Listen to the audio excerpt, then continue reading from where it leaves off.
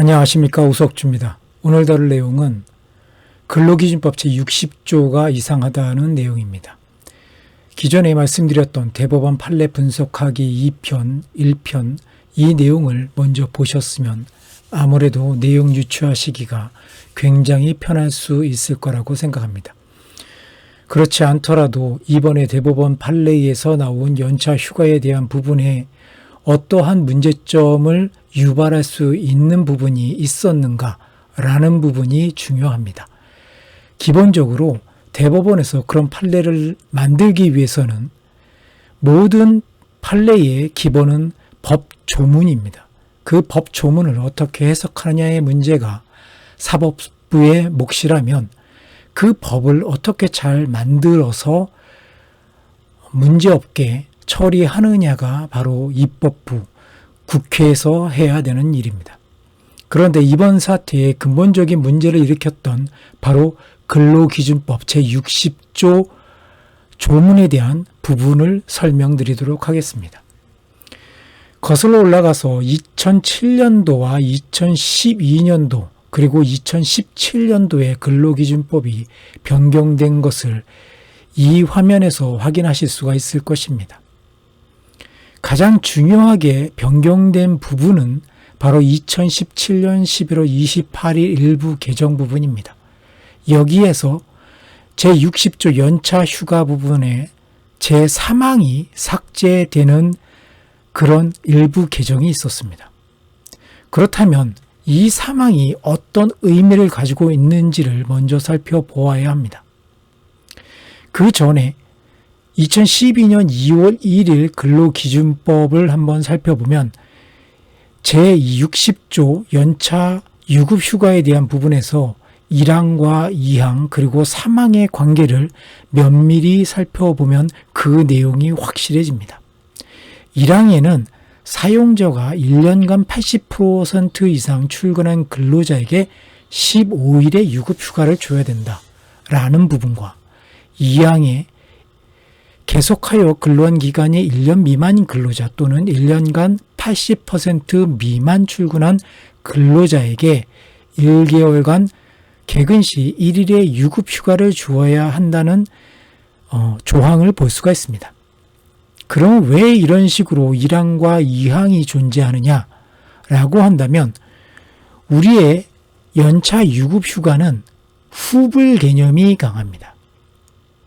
다시 말해서 사용자가 근로자를 고용을 했는데 그 고용한 연도 1년 차에는 그 직원에 대해서 연차를 지급해 줄 기준이 없다라는 것입니다.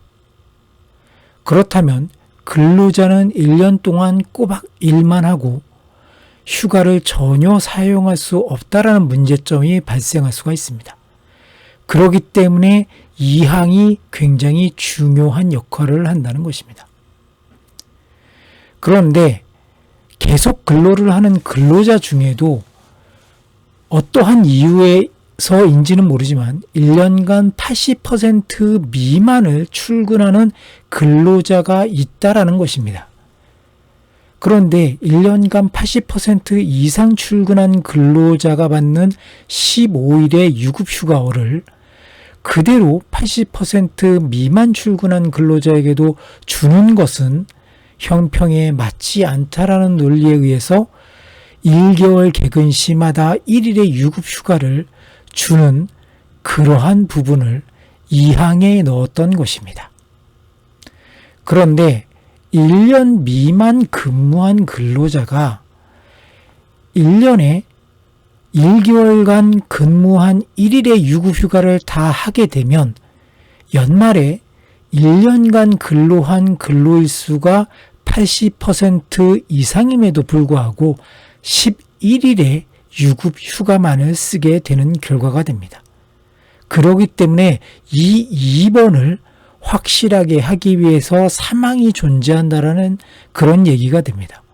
3항을 살펴보면 사용자는 근로자의 최초 1년간의 근로에 대하여 유급휴가를 주는 경우에는 제2항에 따른 휴가를 포함하여 15일로 하고 근로자가 제2항에 따른 휴가를 이미 사용한 경우에는 그 사용한 휴가 일수를 15일에서 뺀다라고 하였습니다. 이 부분은 1항에서 1년간 80% 이상 근로한 근로자가 15일의 유급휴가를 받는다 한다면 당연히 기준이 15일이기 때문에 그 이상을 넘어갈 수 없게 하면서 또한 1년 미만 근로자가 만근을 했을 때에 추가적으로 4일의 휴가를 더 줄 수 있다라는 그러한 요인도 작용한다라고 보시면 될 것 같습니다. 그런데 이러한 부분에도 불구하고 2017년에 근로기준법이 개정되면서 여기에서 제가 조금 전에 말씀드렸던 3항이 삭제가 되었습니다. 그렇다면 1항과 2항만 남고 이 두 부분에 대한 접점 부분에 대해서 어떠한 해결책도 줄 수 없는 그런 상황이 나온다는 얘기가 됩니다. 그래서 다시 이 부분을 요약해 본다면 1항은 기준을, 2항은 1항을 보완 또는 보충하는 개념으로서의 조항, 그리고 3항은 1항, 2항을 다 포섭하는 완성적인 조문이라 보면 더 확실하다고 생각이 됩니다.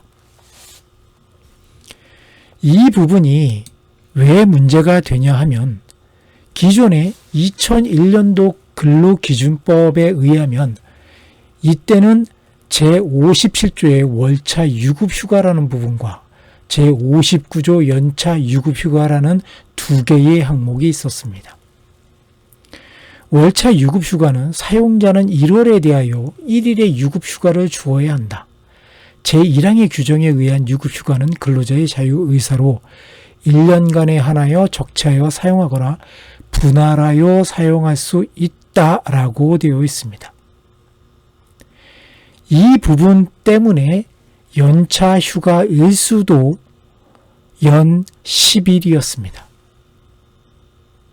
이 두 개의 연차 유급휴가 그리고 월차 유급휴가에 대한 부분을 통합해서 만들어진 것이 현재의 근로기준법 제60조 연차 유급휴가라는 부분입니다. 이 연차 유급휴가로 통일되면서 월차라는 개념 자체는 없어지면서 단지 최근에 입사했기 때문에 연차 유급휴가를 받을 수 없는 근로자에게 사용자가 1년간 80% 이상 출근한 근로자에게 15일의 유급휴가를 주는 거에 준해서 80% 미만이거나 기간이 1년 미만인 근로자에게 1개월 개근 시 1일의 유급휴가를 주어야 한다라는 그런 두 번째 조항으로 그 부분을 흡수했던 것입니다. 다시 말하면 근로기준법 제60조 연차 유급휴가에는 기존에 있던 월차 유급휴가의 부분을 흡수하면서 전체적인 틀은 연차 휴가로 가져가겠다라는 뜻이 포함되어 있다라는 것입니다. 그런데 여기에서 3항이 빠져버림으로 인해서 다시 1항은 연차 휴가로 2항은 월차 휴가의 개념으로 사용할 수밖에 없는 그런 구조를 만들었다라는 것입니다. 처음에 이 법조문을 어떠한 목적으로 만들었던지 간에 이 두 개의 조항으로 밖에는 다른 부분이 설명이 안 되기 때문에 연차, 월차 개념으로 밖에 이해할 수 없다라는 것입니다. 그렇기 때문에 이번 대법원 판례에서는 2항을 준용해서 월차 개념으로 유급휴가를 주었다는 그런 판례가 나올 수밖에 없었다는 것입니다. 이 근로기준법이 어떤 식으로 개정되었는가? 처음에 이 개정 이유를 보면 개정 이유에 육아, 친화적인 환경과 근속기간 2년 미만 근로자의 휴가권을 보장하기 위하여 연차 유급휴가 일수 산정에 관한 규정을 개선하였다라는 취지였습니다. 주요 내용을 보면 최초 1년간의 근로에 대한 유급휴가를 다음에 유급휴가에서 빼는 규정을 삭제하여 1년차에 최대 11일, 2년차에 15일의 유급휴가를 각각 받을 수 있도록 제60조 제3항을 삭제한다라고 합니다. 그런데 제가 조금 전에 말씀드린 것처럼 제60조 이 법조항은 연차 유급휴가라는 타이틀을 가지고 있습니다.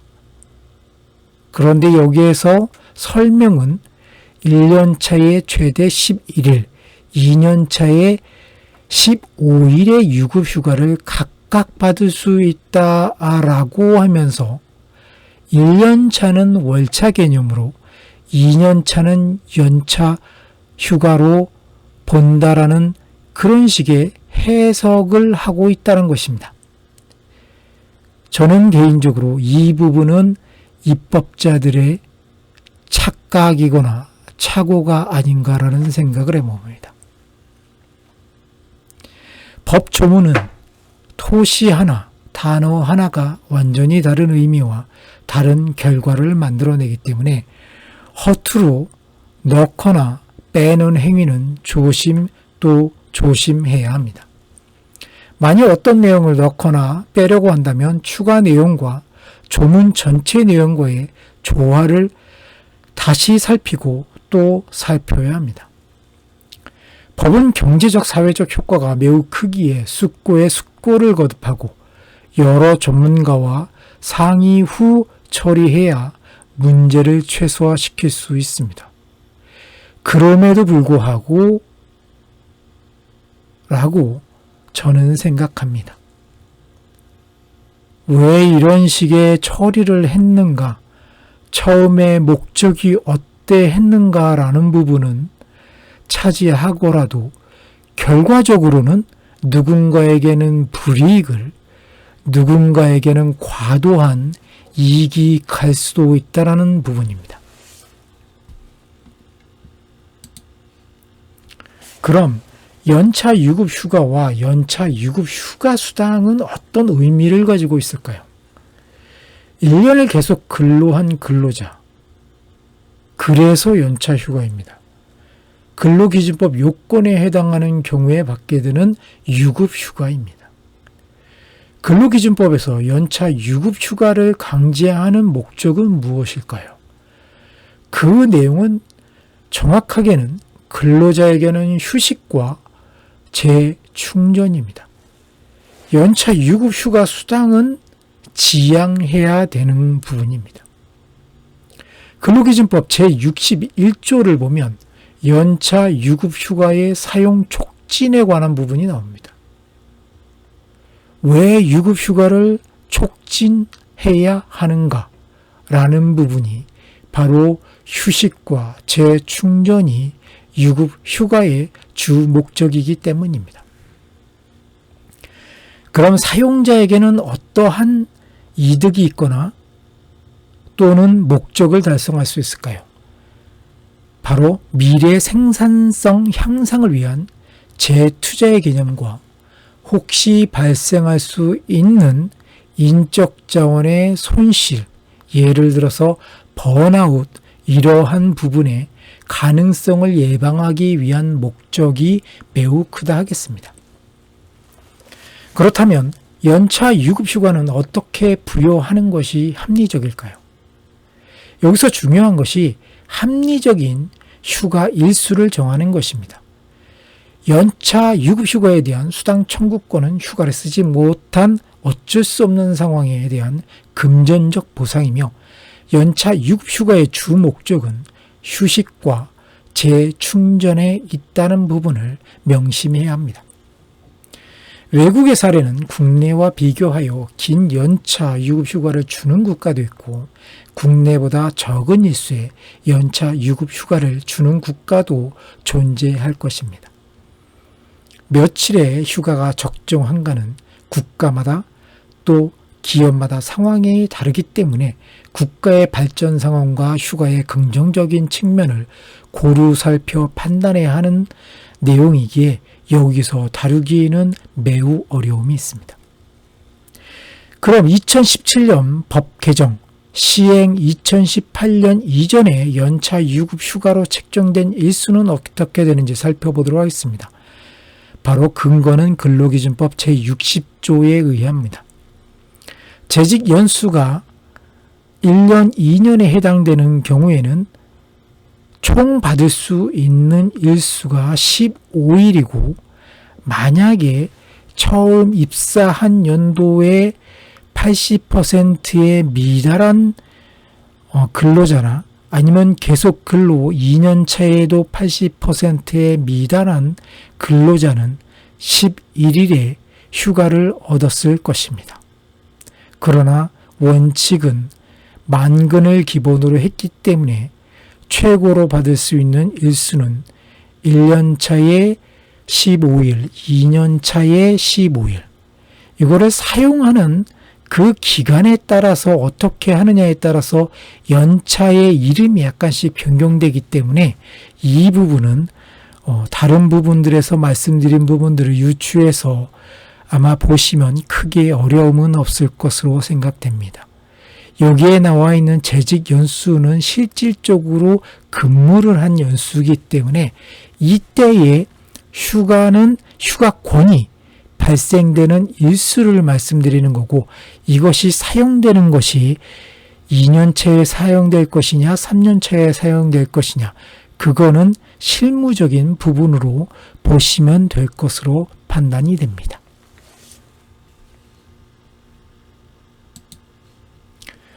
근로기준법 제60조의 사망삭제는 매우 불합리하고 무논리의 극치라고 생각을 합니다. 왜 그런가 하면 첫째, 이 조항을 삭제하고 1년차와 2년차에 각각의 휴가권이 발생하기 위해서는 제60조 1항 연차 유급 휴가권으로 제60조 2항은 별도의 월차 유급 휴가권으로 법조문을 다시 만들어야 했었습니다. 마치 2001년도 근로기준법처럼 말입니다. 단순하게 사망을 삭제하였다고 각각의 연차 휴가권이 발생한다고 생각했다면 법을 연구하고 법을 만드는 대한민국 입법부에 심각한 관리 리스크가 있다는 것을 세상에 관고하고 있는 것이라고 생각이 됩니다.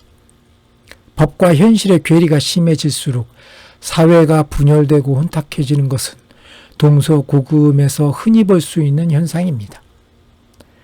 두 번째로 1년이라는 기간 동안 같은 일을 하는 근로자 중에 기간의 정함이 없는 근로자, 통상 정규직이라고 하겠습니다.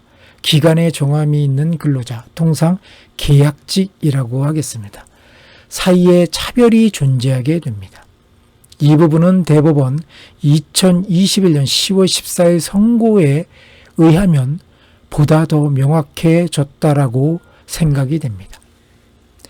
예를 들어서 정규직은 1항과 2항의 뒷부분을 적용을 하면은 80% 미만인 경우 11일, 그리고 80% 이상의 근무를 했을 때는 15일, 그리고 법의 취지에 따르면 11일과 15일 각각을 받아서 26일이라는 연차 휴가가 생기게 되는 부분입니다.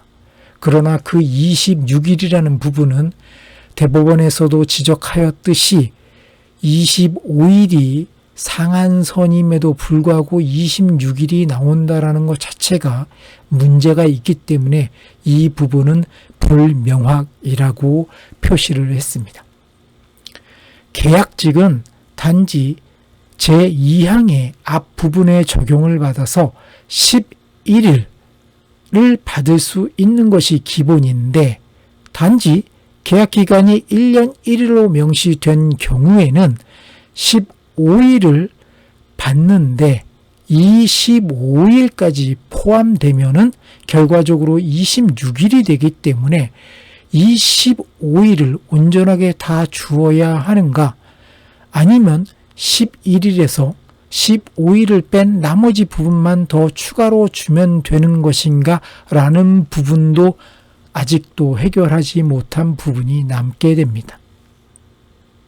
이 부분은 이번 대법원 판례에서는 명확하게 그 부분에 대해서 설명이 없었기 때문에 이 부분에 대해서 이 자리에서 뭐라고 확실하게 말씀드리기가 불명확하다라고 할 수밖에 없습니다. 세 번째는 기간의 정함이 있는 근로자에게도 15일의 유급 연차 휴가 또는 수당을 지급하였으나 이번 대법원 판례에 따르면 사망 삭제 후 4일의 휴가 또는 수당이 줄어들게 되는 겁니다. 이 부분은 근로기준법의 불이익 변경 금지 원칙을 심하게 훼손하는 조치입니다. 이 법이 시행되기 위해서는 취업규칙 변경, 알다시피 취업규칙도 불이익하게 변경하게 되면 굉장히 높은 수준의 노사정 합의나 협의가 선행되어야 함에도 불구하고 근로기준법은 이 취업규칙보다 훨씬 더 중요한 법임에도 불구하고 이 법 개정 당시 1년차 11일, 2년차 15일 각각 유급 연차 휴가가 발생하기 때문에 근로자에게 유리하므로 노사정 합의가 필요 없다라는 논리하에 아무런 협의나 합의 없이 법조항이 변경된 것입니다. 결과적으로 계약직 근로자는 기존에 받을 수 있는 4일의 권리를 상실하게 되었습니다. 이 부분이 다시 크게 논란이 될 수도 있지만 지금까지 대법원에서 나온 판례에 근거하기 때문에 어느 정도는 4일의 권리가 상실된 부분은 명확하다고 보여지는 바입니다. 입법부 사항에 대한 근로기준법 제60조 사망 삭제로 인한 여러 가지 문제 부분은 이상으로 마치려고 합니다. 지금까지 오석주였습니다. 감사합니다.